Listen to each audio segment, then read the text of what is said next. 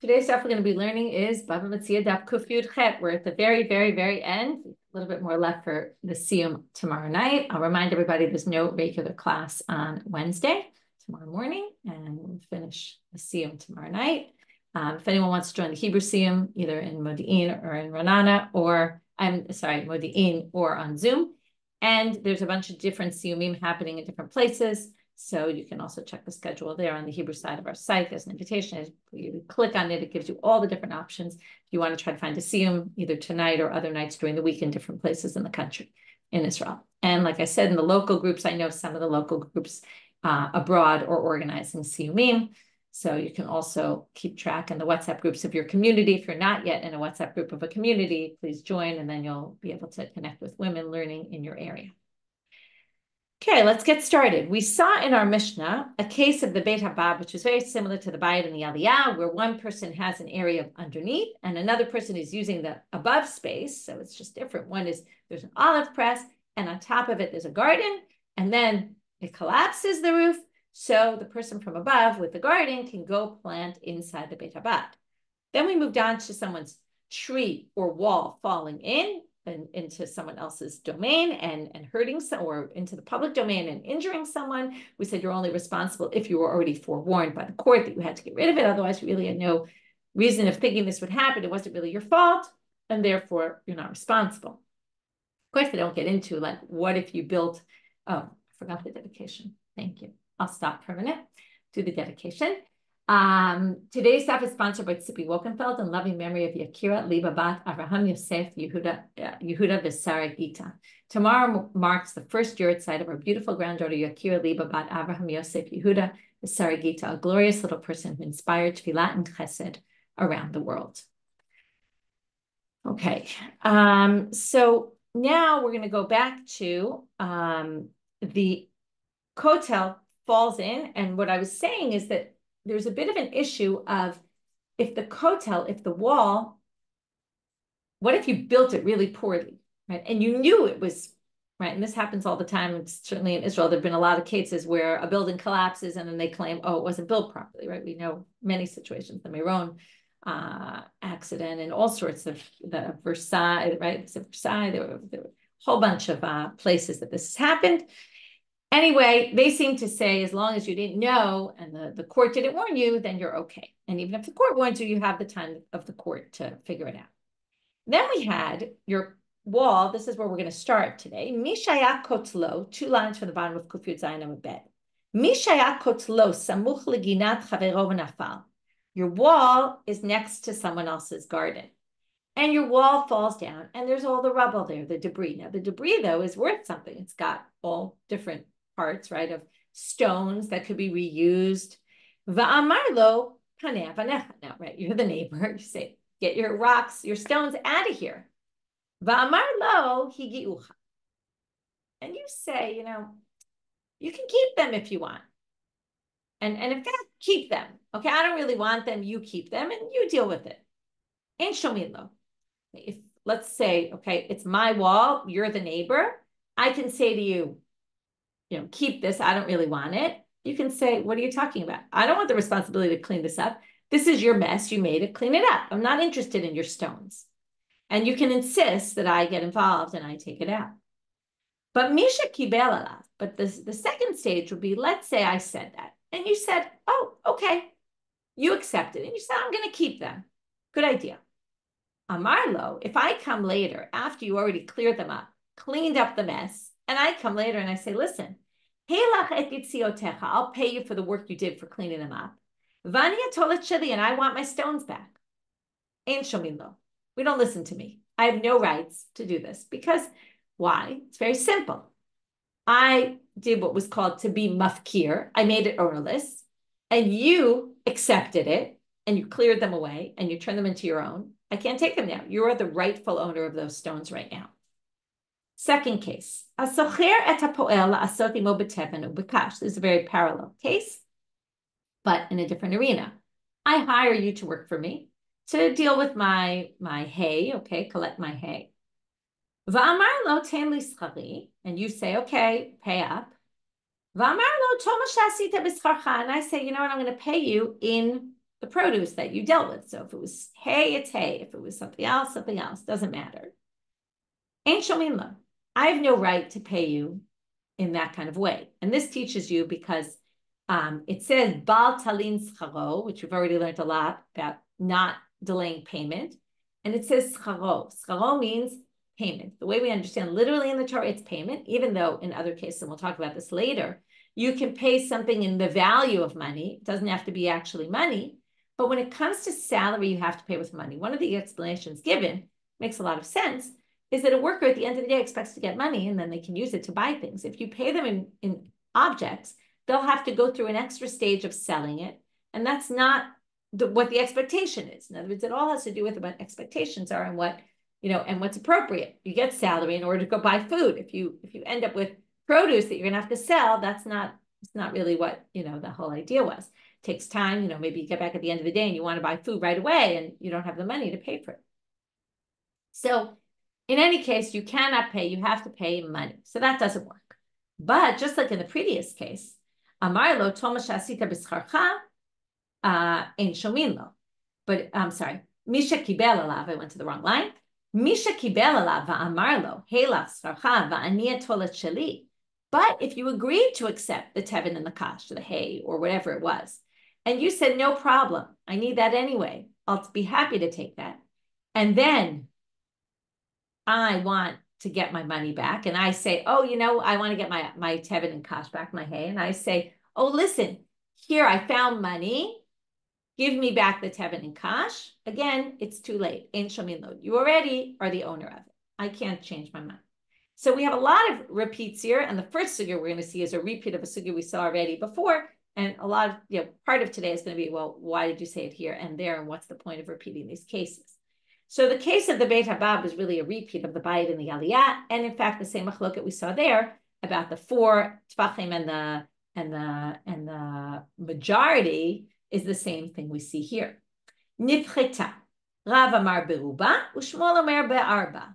Okay, be'arba or maybe be'arba'a. Arba would be 4 cubits and arba'a would be 4 tvachim. Okay, whichever it is, it doesn't really matter. It's still the same basic machloket. You could say maybe the 4 tvachim there is the same as the 4 cubits, is parallel to the 4 cubits here, but it's different measurements, but it could be each as relevant for their context, what's usable space. But anyway, let's just go back to the basic machloket. Rav says, in order for you to basically be able to use, if you're the garden owner and you want to plant in the entire Beit Habad, it has to be that the majority of the ceiling is destroyed. And Shmuel says that only if 4 is destroyed, that's enough. So Rav says, so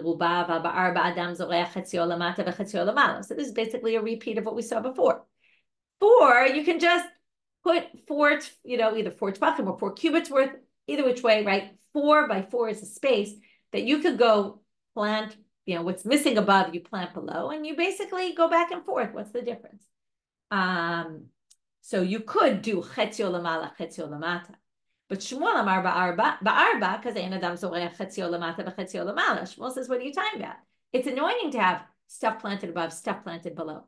As soon as you have enough that's serious enough that you can go plant that space below, we give you the entire space below because you can move your whole garden to below because that's frustrating to you, to have to go up and down, up and down.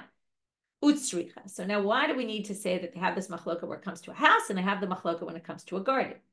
Well, if you had when it came to the house, that's why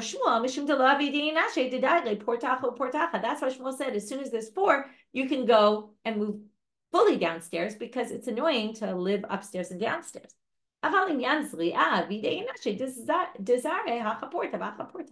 it comes to planting, it's not the same as living space. You could have some here, some there, and perhaps you would agree with Rav.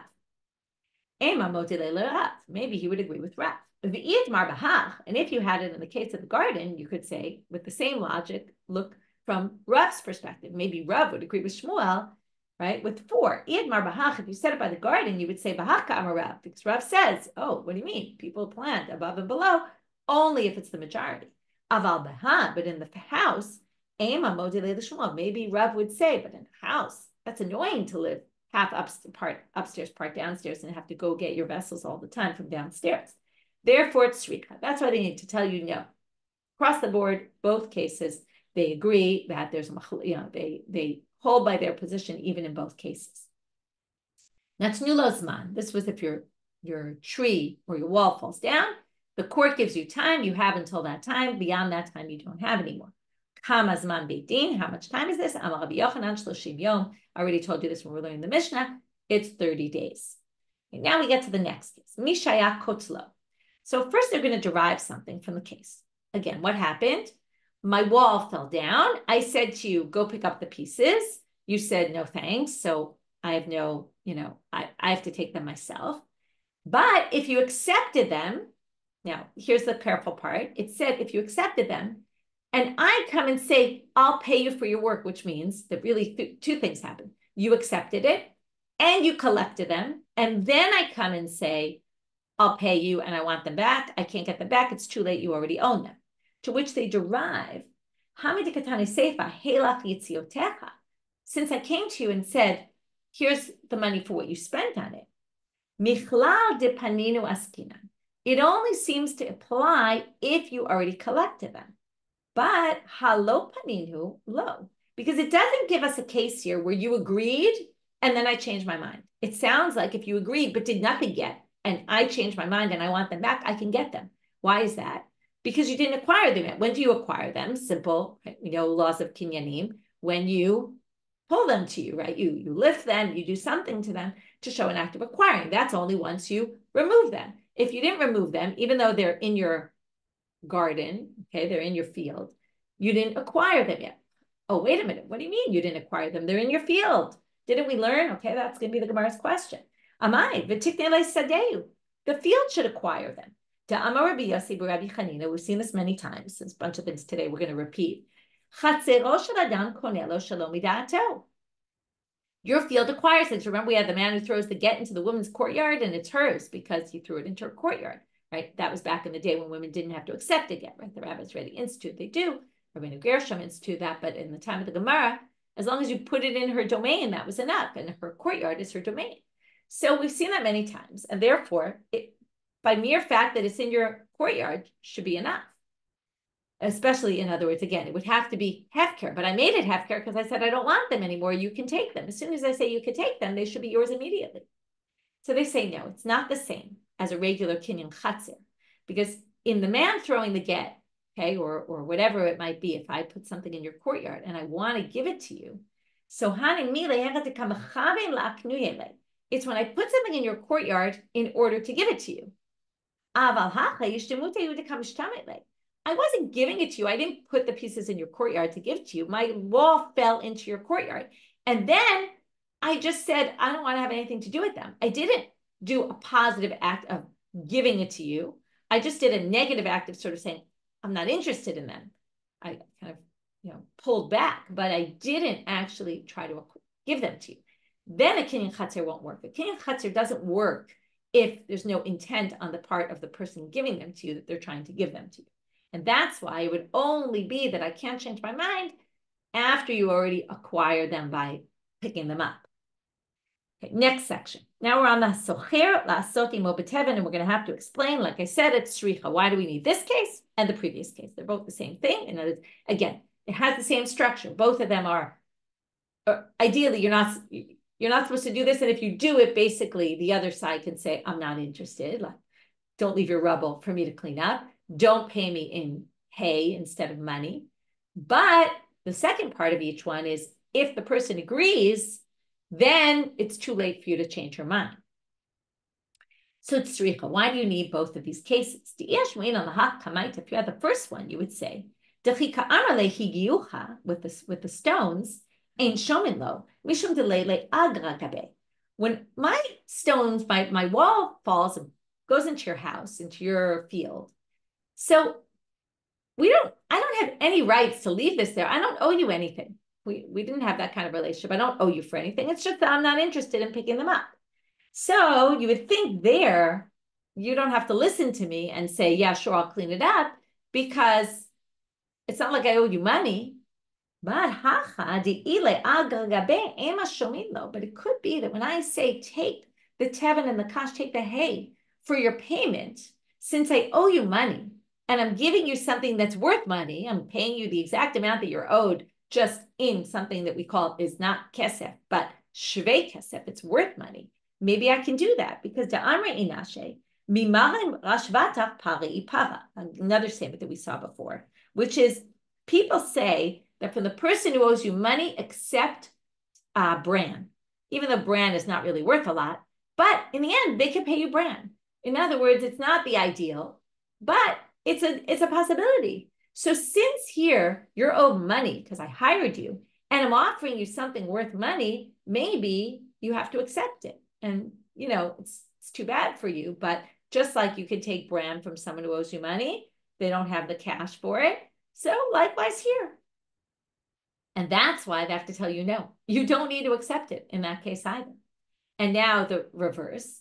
Yeah, because then you could say, okay, so just teach it in the salary case, and then we know for sure it would apply to the other case. Well, no, because remember, there's two parts.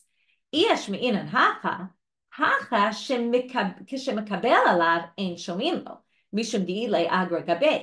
maybe the second part then, that you can't change your mind about it, would only be true, because again, take the logic, would only be true in the salary case. If you agree to accept something worth money instead of your salary, then I can't change my mind about it because I actually owed you money. But in the case of the stones, I didn't owe you anything. Maybe I really could change my mind because I just kind of gave it to you for no good reason, and maybe I could change my mind about it. Maybe we would listen to me that I want them back, and here I'm giving you the money for them and taking them back. Sricha. So again, you need both cases show no. In neither case can you change your mind about it. Now we're going to get back to the fact that we don't listen, okay, when you're supposed to pay salary and you want to pay not in money, we don't listen to you. But we have a problem because Hatanya Shominlo, there's a braita that says you can actually pay salary in other items.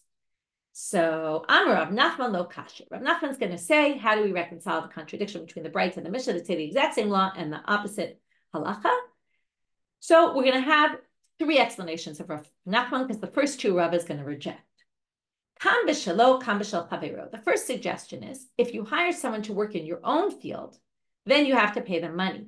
But if you hire them to work in someone else's field, remember we've seen cases like that, and we're going to quote it in a minute, the case that we've seen about that, you still have to pay them, but since they're not doing work for you, perhaps you can just pay them in tevin and kash, in the produce, and it's fine. But Amalei Rav Nachman, b'shalom my time.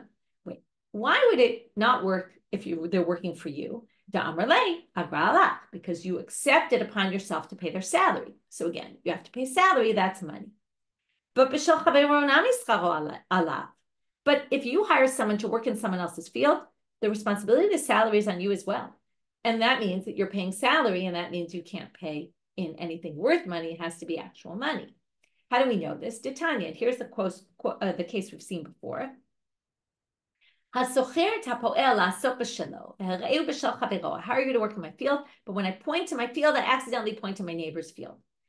And you worked in my neighbor's field, I have to pay you because I hired you to work in someone else's field. So the salary's on me, and there's our proof.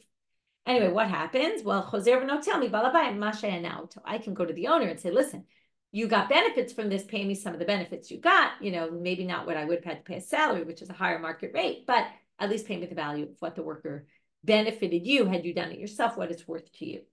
Okay, anyway, that rejects the first possibility. The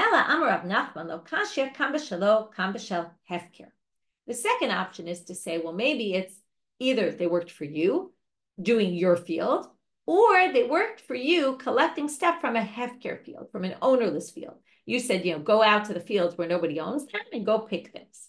Now, why would there be a difference? Because there's this idea that in hefker, the owner doesn't really acquire it yet. And since the owner doesn't acquire it, when they pay you, they're not going to acquire it really until it comes into their possession and they take it. Until then, they could just say, oh, you know what, I asked you to do this, but I'm not really interested. Which means that when they pay you, it's not exactly a salary. That's what you have to understand. It's a little not so clear cut, the distinction here, but it seems to be that since they could sort of change their mind, it's not really theirs yet. So they don't own it yet. We'll see that later, what's going to be part of the problem. Maybe they do own it right away. but they don't own it until they get it. It's not really a salary. If it's not really a salary, well, then they could just give you shvei kesef, something worth money.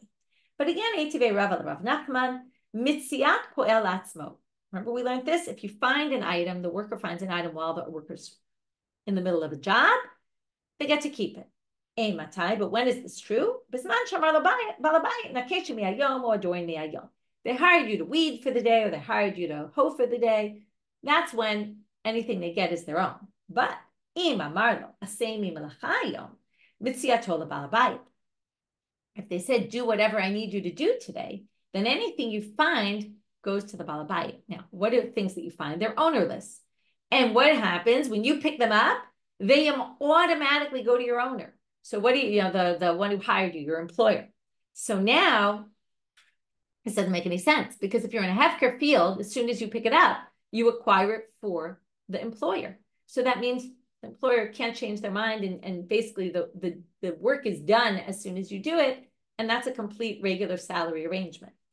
So El Amar Rav Nachman, third explanation to this contradiction. Why in one place it says you can listen and get you can insist on giving your employee the tevin and kash, the hay, and in the other case it says you can't insist. They can say no way, no how. So he says lo kasha kam bahagbaha kam bahabata. We're talking about hefker, but it depends what you were doing there. One job you were picking everything up, so once you picked it up, you acquired it. The other one you were just watching. You were doing shmirah. You were protecting the field, making sure robbers didn't get in. You didn't pick anything up. So you didn't acquire anything of hefker. And that's when we say they can, in the end, just pay you shvei ketzef, because it's not really a complete job, because they could always just change their mind about it. And they don't yet become owners of it, because all he did was watch. There's no actual act of acquiring. So now that we got into this habata, we're now going to get off track and talk about habata. Habata in a case of hefker. Habata from the language of lehabit, if you know the word in Hebrew, to look. So by looking alone, which really, you could call it shmiwa, okay? But they want to focus on the word that shows that you didn't acquire it, which is looking versus lifting. Hamarabba.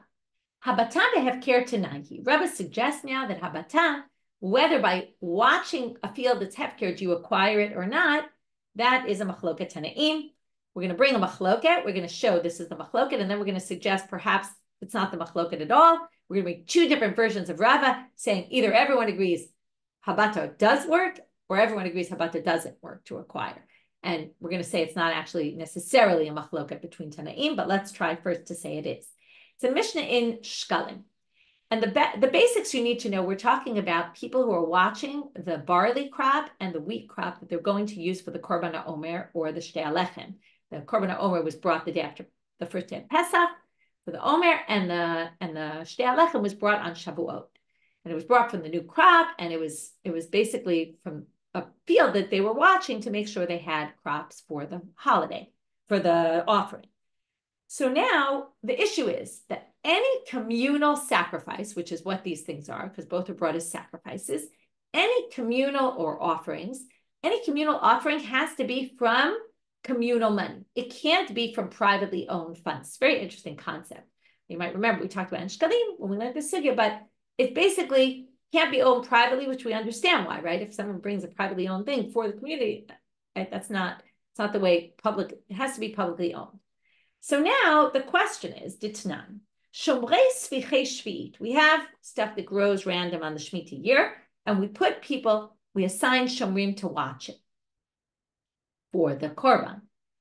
Notlim Scharam Mitrumat HaLishka. So the people who are watching these fields get paid money from the Trumat HaLishka. It comes from the communal funds. Rabbi Yossi Omer, Harotzeh Minadevu V'Shomer Chinam. You don't have to pay them. They could work for free. They could be a volunteer. We could have volunteer shomrim. It's not a problem. Amru lo, the rabbi said to him, we're going to go back to this line a lot of times. Every time we have to explain what the machloket is, we're going to go back and say, well, then what were the rabbis saying to Rabbi Yossi? Atal mielkin, what are you really saying that? If you say that, ein ba'im mishel tzibur, they won't be from communal funds. And then we'll have a problem. Okay, meaning they'll be privately owned. So my la b'haka miflage, is this not the, okay, if you didn't understand, don't worry, we didn't understand yet. Is this not the root of the machloket? First suggestion, the Tanakama Savar habata behefker kani. These people are watching the fields. Tanakama says, by watching the fields, what happens? You acquire it. because it's svichin of shviti year, which means it's hefker. So by watching them, you acquire them. V'iyav le'agra, if we pay, then who acquires it? That's if you're working for money, then whoever hired you acquires it, and that's the mikdash, and that's perfect. That's what we want. You're getting paid from the treasury funds, the Beit HaMikdash's funds. Low, but if you don't get paid, it's not going to work. Low, because then you're going to acquire them, and then you're going to personally own them, and then we're going to have a problem. Rabbi Yossi Sabar, Habatabe Hefker Lo Kane. He says, watching something of Hefker doesn't make it yours, so there's no problem. When are these going to be acquired? When the tzibor goes, when the community goes out and they bring it in, that's when it's going to be acquired, and then it'll be acquired for the community. It's not a problem. Now, how do we explain this line then? When the rabbis start complaining, it's not going to be Mishal Tzibor, but Rabbi Yossi himself didn't think it was going to be a tzibor. Right? And they said, what do you mean? It's not going to be from the community, but according to him, it is. So why are they questioning him? So what they say, midvarecha lidvareinu, and we're going to do this over and over, which means if you combine our opinion with your opinion, in other words, you think it could be a shomer chinam, and we say that the person acquires it, well, if you don't pay them, in other words, if you take our approach, which obviously Rabbi Yossi wasn't, but what they're saying is if you take our approach and think that habata is koneh, by looking at you acquire it, and then you don't pay the person, then you're going to have a problem, right? Ein omer shtei alechem ba'im mishal tzibur. Then the korbanot are not going to be brought from communally owned funds, but this person's going to own it. Amar Rava. Lo, Rava just simply says, not necessarily. You could say the kulei alma habata behefker kana. This is the first version of Rava. You could say that they all agree that actually the person acquires it. So now what's the machloket? You have to explain it differently. They're worried. So both say the person acquires it. The question is, why do the rabbis think it's an issue and Rabbi Yossi doesn't? Because just because he acquires it doesn't mean he's obviously going to then, he might technically acquire it, but he's going to give it to the temple. So that's okay. Except unless we're worried that maybe he won't fully wholeheartedly give it to the temple and he'll retain something of it for himself. Why? Because he says, oh, how great would it be that my property is we're giving a sacrifice from my property. Right? It's like a special kavod. And he doesn't realize that you can't do this. But we're worried that there might be this side of someone. This is like a good idea. We see this a lot where there's religious zealousness that is a little bit misplaced, right? He thinks, oh, this is so great. It'll be mine that's going to the temple, not realizing that's totally not the way to do it. So he might not fully wholeheartedly give it to the temple and he'll retain some ownership over it. And then it will be a problem. So Rabbanan Savra Yavina Le'agra. V'lo Chashinan Shamalim Surim Yafeh Yafeh. If he gets paid by the temple, then he'll give it over wholeheartedly because he knows it all belongs to the temple. If you don't pay him, it's going to be a problem. We're worried. And it's not definite. It's just there could be a person who might do this. Rabbi Yossi said, we're not worried about that. So therefore, don't pay him. You could volunteer. Umata Omer. So what were the rabbis complaining about? Rabbi Yossi is not concerned for that. Again, what they're saying is, if you take our approach, which is we're worried he might not give them wholeheartedly, and then we go with you, which is he can do it for free, then you're going to have a problem because the korban won't be brought from communal funds. But some people say that Rava actually said the reverse. The Rava Amar de kule ama habata behefker lo kani. Nobody thinks that this is kohen. And actually, technically speaking, there's really no problem. You can work for free. You won't acquire it, so it doesn't matter. But what's the problem then? Why do the rabbis have an issue? We're worried about people. So Rashi explains, what are Baalei Zro'ot? Thugs, okay, bullies. If people won't know that these fields are sanctified for the temple, remember,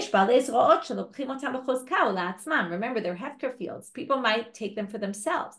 And we want to make sure that these fields aren't taken. So how do we resolve this? Well, the rabbis institute, we give them a symbolic 4 zuzim, this shomer, just so that word will get around. if you have someone paid for something, it's a job, people will hear about it, they'll know. And then those bullies will stay away. And the assumption is they're not terrible bullies. They just, think, oh, here's an opportunity. But once they hear someone's getting paid for the job, they realize this isn't just up for grabs. And that's why you have to pay. For Rabbi Yossi Savar Lotzakinu, moving out on Amubet, they didn't institute that at all because we're not worried about Baalei Zchot. So you don't have to pay. So now how do we explain the Ma'atal meal? So if there's no concern, according to Rabbi Yossi, what's the problem? Hachika Amrele. What the rabbi said to them was, Midvarecha lidivarenu ein ba'im mishal tzibur. Now, Rashi explains this in a bit of a convoluted way, but we're going to go with Rashi because it does somewhat make sense. And you'll see that there's a bit of a difference. Until now, what's the ein ba'im mishal tzibur? Ein ba'im mishal tzibur was ein korban shtei alechem and ein the omer, right? That's what it said in the others. This is, we're now worried about all the korbanot tzibur. Why is that? How do we get to all the korbanot tzibur? Well, what's the problem? If you take what we say is right, which is the rabbis instituted takana that anyone who watches these has to get paid, and then you say, Rabbi Yossi, well, we don't need to pay you. You can volunteer. What's going to happen? There's money in the temple treasury, which is meant for this person. And it wasn't paid to this person because the person volunteered. That means that in the ledger, when you're doing your money and what was collected, money was designated for an individual and it wasn't given to that individual. And now it's mixed in with all the other money in the temple treasury. And when we go pay for all other sacrifices, we're going to be using money that is earmarked for an individual, which means this really belongs to the shomer. So if you take our opinion that there's really 4 zuzim are supposed to go to this person and we don't pay them, then you're going to have a problem with all your other sacrifices. Oh. And in fact, this third opinion is the one that Ravin quotes Rabbi Yochanan as saying, that's really the issue. Are we worried about bullies and therefore instituted this payment or not? And again, Rabbi Yossi thinks no. So there's no concern and you can work and it's not a problem because you're not going to be zoche because habataz from hefker doesn't acquire you anything. So what we did, maybe we'll just review the daf until now because it's a daf with a lot of different topics. So we'll do a review since we're at the next Mishna. We started with the Beit Habad, with the roof. Then we went to the kotel that falls and you're not responsible for damages. And then we went to the kotel that falls and you have all the rubble. So we dealt with number one. And then also, we had the 2 elements of the rubble. You can't force your neighbor to keep them, but if they do, you can't change your mind about it. And we had the socheret hapal. Same thing if you hire someone and try to pay them in worth and not in money. You can't do that, but if they accept it, you can't change your mind. So then we had a lot of tzrichas, right? We had a machloket. Rav and Shmuel, same machloket with the roof caving in the Bayit Aliyah. Why do we need it in both cases? We had the wall. How much time do you have once the court says you have to take it down? 30 days. We had the issue of if you only acquire the rubble if you actually collected it, but just by being in your chutzner, it doesn't work because the other person wasn't actually giving it to you. They were just kind of ignoring their responsibility. Then we have, why do you need both cases of the salary and the rubble case? What do we learn from, why wouldn't we be able to learn each one? And then we had this contradiction between the braita and the Mishna about the salary, about whether you actually can insist they take something worth or not insist. And then we had 3 explanations of Rav Nachman until we finally got to the last one, which had to do with the hefker that was done with seeing and not with pulling, right? And if it was done with just seeing only, then it wouldn't acquire it. And that's why you could actually change your mind about it, because they actually didn't acquire it.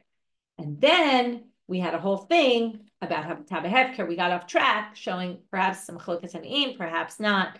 Okay, and we ended there. Now we're going to go to a new Mishnah. And this is really, it's interesting. We're ending Bava Metzia, which is really not about damages with, well, this is good about damages. We had about the kotel damaging in the previous Mishnah. Now we're going to get into other things. Question is, what rights do you have to use the public domain for your own purposes? Hamotzi zevel l'reshut harabim. If you want to take out manure, now the question is, why are you taking out this manure? Some people think that you're not just putting it out there for no reason. You're putting it out there because someone's coming to collect it. So are you allowed to put it in the public domain? So they say, motzi mizabel. In other words, you can put it out as long as someone's coming to collect it right away. You can't use it as a dumping ground, or as a storage area, because this is infringing on everyone else's rights in the public domain. Ain't sholim tit bereshit harabim. If you're soaking the clay in water to get it ready for preparing to make bricks out of it, ve'ein lovnim levenim, and you can't make bricks out of it, okay? Because like to leave, they say there's two mentions of levenim in the Mishnah. It's a little bit of a disagreement what each one is mentioning, but this sounds like you can't put. Rashi says you can't put them out to dry in the Rishut Rabim because that takes a long time. Okay, both these things take a while, and because they take a while, we don't let you do it because you can't use the public domain for long periods of time. Aval govlim tipu Rishut Rabim, you can mix your cement, your clay in the Rishut Rabim because that's a short process. Aval lo levenim, but not if you're mixing it for the purposes of preparing the bricks because that takes a long time. Haboneh bereshut harabim, if you're building in the public domain, well, you have no choice but to bring your materials to the public domain because you're building there. So what do? Habevi avanim mevi v'aboneh boneh. You have the guy who brings the stone. We have the builder. Make sure that you're timed properly, that you bring the bricks, and then or the stones, and then they put it in the building right away.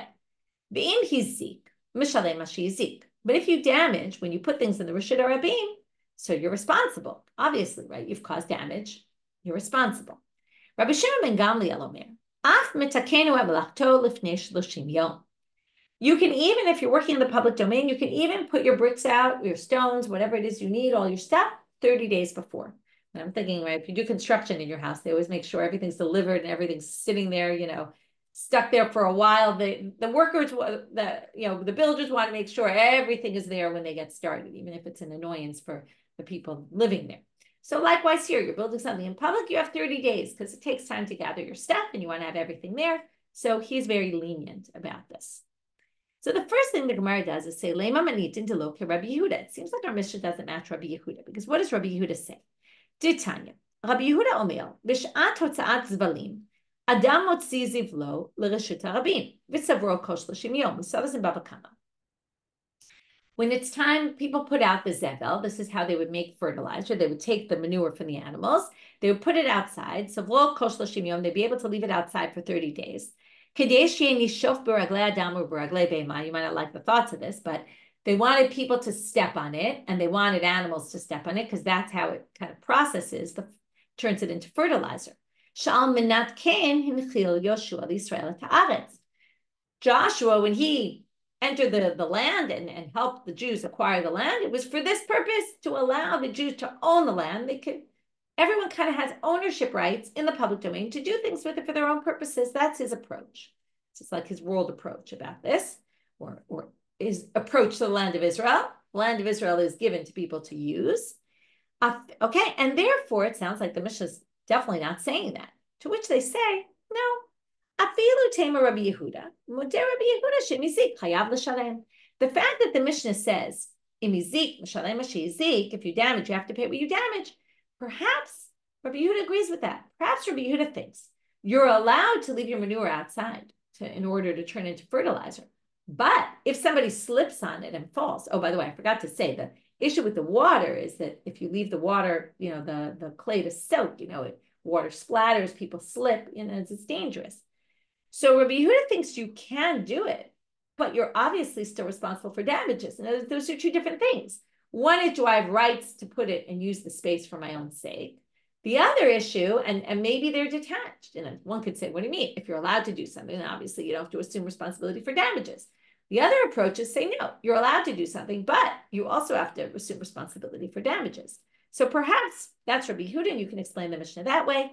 And now we're going to say no way, no how. Okay, and we're going to prove it from a Mishnah, although it's not going to really work, but then we'll prove it from another braita. Hadran, another source we've seen a number of times. Modeh Rabbi Yehuda b'ner Chanukah shu patur mipnei shu aseh b'reshut. Remember the cow with the flax walking in the public domain? If it lights on fire from someone who left a fire outside, obviously the person who left the fire outside is responsible. What are you doing leaving fire outside? The only exception to that rule is on Chanukah, near Chanukah, because mipnei shu aseh b'reshut. Because it's under permission. What does permission mean? My lav reshut the beitin. Because the beitin allows you to do this. Since they allow you to do it, you're not responsible for damages. So here you have it. And that's Rabbi Yehuda. Since you're allowed to do it, you're not responsible for damages, which is what we just tried to say. Maybe it's not true. In order to make Rabbi Yehuda fit with our Mishnah, we said, no, it's not true. You might be allowed to do something. It doesn't mean you don't have to pay for damages. To which the Gemara says, oh, that's not a contradiction because you didn't understand that source right. And we actually also did this the last time we saw this source. Lo reshut de mitzvah. Reshut doesn't mean because the Beit Din gave you permission to do it. Reshut means because the mitzvah to do it. It's more than optional. It's not like it's optional. It's an obligation of a mitzvah to put your candles outside. That's why you're exempt. But if it was just permitted, not necessarily. Okay? And therefore, you could theoretically say that something could be permitted and you're still liable for damages, even according to Rabbi Yehuda. But the Gemara is going to now bring a braita that contradicts. V'hatanya, kol elu shamru mutarin lekalkel b'rishut harabim, im izik chayav l'shalem. Rabbi Yehuda poter. Anyone who said you're allowed to do something that could cause damage of rishut harabim, but if you cause damage, you have to pay. But Rabbi Yehuda says you're exempt. So here you see it. If you're allowed to do something, you're exempt from damages according to Rabbi Yehuda. And therefore, really, it really seems like our Mishnah doesn't hold like Rabbi Yehuda. Now comes Abai and says, Amar Abai, Rabbi Yehuda, Rabbi Shimon, Gamliel, Rabbi Shimon, Kulu Sfira Lehu, Kamakom Shanu Chachamim, Reshut V'Yizik Patur. Now, Abai likes to do this and other people as well. They like to combine, this person and that person, all in different sugyot, all are really based on the same logic, then this logic we just said. If you're allowed to do something, you don't have to pay damages. Rabbi Yehuda, Hadamaram, we just explained. Rashbag, in our Mishna, Ditnan, Rashbag Omer, Af Metakenu Melachto Lifnei Shloshim Yom. You can do it 30 days before, and they seem to say, because he says even, meaning it just said before, Im Yizik Mishalem Mashiyizik, right, if you damage. He comes and says, no, you can even leave it there for 30 days, and obviously you're not responsible for damages. Rabbi Shimon, Titnan, Hayam Amido Ba'aliyat, Tzarich Sheyeh Tachtav Maziva Shlosha Tvachim, Ubikira Tefach. This is Sugya Bava Kama, also comes up in Bava Batra, which is if you leave something in the roof, like your oven, you have to put 3 tvachim underneath of the plaster in the ground, right? The maziva, we just talked about that. Shoshat tvachim, and in ikira tefach, if it's just like a one burner, then only a tefach as opposed to a big oven. V'imizik mashalem mashizik. Okay, so you have to leave this if you have someone living downstairs because you might ruin the floor, which ruins the roof of the downstairs guy. But if you damage, and let's do this preventative stuff, but if you damage anyway, you're still liable to pay. Rabbi Shimon Omer, lo amru kol hashiurim alalu, ela she'im yizik patro l'shalem. What was the point of telling you, leave it 3 tvachim up off the ground, leave it 1 tefach? To tell you, do what you're supposed to do. And if you follow the rules and damage happens anyway, you did what you were supposed to do and it's not your fault. Okay, so there we have another approach like these other rabbis. By the way, often when they say these people all hold one thing, it shows that there's clearly a lot of opposing opinions. Tanu Rabbanan. Now we're going to talk about a different case, also about damages. We're going to talk about the process of building. So you start with the chatzav, who's the stone cutter, who basically gets the stone out of the mountain. A chatzav shemasar l'satat. That's the one who used the stones. Is that the word? The satat is stone hewer. Smooths them out. Hasatat shemasar l'chamar. He passes it now on to the person who turns it into bricks, or takes. I guess I didn't check all these words and what they all are, but it's turning it into something more usable for building. Hachamar shemasar l'katef. Then you give it to the person who carries it. Hakatef. Okay. Now I didn't stress this. At each stage, okay, you now have each person is going. Oh, sorry. Yeah, that's what the chamar. I was thinking of chamar. You're right. The chamar is the donkey rider. Thank you for correcting me. At each stage, whoever is holding the stone, if the stone breaks, if the stone falls and hurts somebody, then that person is liable for damages. So we have the stone cutter who gives it to the satat, the one who smooths it. He passes it on to the donkey rider. The donkey rider passes it on to the porter. The katef holds it on his shoulder. At each stage, whoever's holding it, they're responsible. Hakatav shemasar lebanai now pass it to the builder. The builder is chayav. The banai shemasar adrichal in Hebrew nowadays adrichal is the architect. Here it means the main builder. Okay, we have one builder and then he moves it to a different builder. Builder is actually going to put it into place. Ha'adrichal chayav. Okay, here, thank you. I got the whole list. The quarrier, the stone cutter, the donkey driver, the porter, the builder, and sorry, chat just went off. What was it? And the bricklayer. Okay, thank you. The bricklayer is chayav. But if the bricklayer put it down and then it damaged, kulam chayavim l'shalem. They're all equally responsible. To which the Gemara says, "V'hatanya acharon chayav v'kulam p'turim." The last one is. The rest of them are exempt. Lo kashya kam b'schirut kam b'kablanut. It all depends, and this goes back to something we've talked about a lot: the difference between a kablan and a sachir. If each person was hired just for their job, then each person assumes responsibility from the beginning of their job till the end of their job. They're done, not responsible. And then the last one will be responsible if something happens after that. But if they were hired all together to do a complete job and each one is doing their part of the complete job, then they all work together. And then they're all viewed as if they work together, even though each does their own. It's a beautiful image, right? And then they each equally assume responsibility for the finished product. It's a great question, right? When things fall apart, who do we blame, right? It's a very interesting question. Okay, next Mishnah, we'll learn the Mishnah and then we'll finish here for today. And we'll start with the Gemara at the Siyum. Shtei ginot, zo agav zo. We have two gardens, one on top of the other, but they're on top next to each other. So basically one is high, one is low. Now, in between the space to get from one garden to the other, there's, right, height. It's all the dirt of the upper guy. But if something grows out from the side and grows over, it grows over into the airspace of the bottom garden. So the big question is, who owns what grows here? Is it where it comes from the ground, or is it where the airspace of whose airspace it's in? Because in the airspace of the lower. Okay, the courtyard is a good picture if you want to visualize it better. So Rava says, that means the vegetation or whatever is growing from in between both. Rabbi Meir Omer, Shel Elyon. Rabbi Yehuda Omer, Shel Tachton. Okay, classic argument. Belongs to the upper guy, belongs to the lower guy. I'm a Rabbi Meir. Here we get a debate in the Mishnah. Okay, if the upper guy took out the dirt, there'd be nothing because he uproot the vegetation, the vegetables that are growing. But nothing's going to grow if the lower guy decides to fill it up with dirt. Then there'll be no space for it to grow and it won't grow. So I'm a Rabbi Meir, since each one can really knock it out, you're right. So we look for where's it getting its life from, and where's it getting its life from? From the roots, right? That's where it gets its nourishment from. I'm a Rabbi Shimon. Now all of a sudden in comes Rabbi Shimon. We'll talk about it more tomorrow at the Siyum. He says, if the upper one can reach his hand out and access it, it's his. Wherever your hand can reach, sounds very similar to the beginning of the Masechet, Shnayim Uchazim, who is holding what? As far as your hand can reach, that's what's yours. Okay? Anything less than that, anything else that you can't reach, goes to the lower one. Okay, we'll talk more about this at the Siyum. Very interesting machloket at the end of our Masechet. And with that, we'll finish for today. So the last section we did for a quick review, it was all about putting things in the public domain and are you responsible if they cause damages or not, for how long can you leave it there?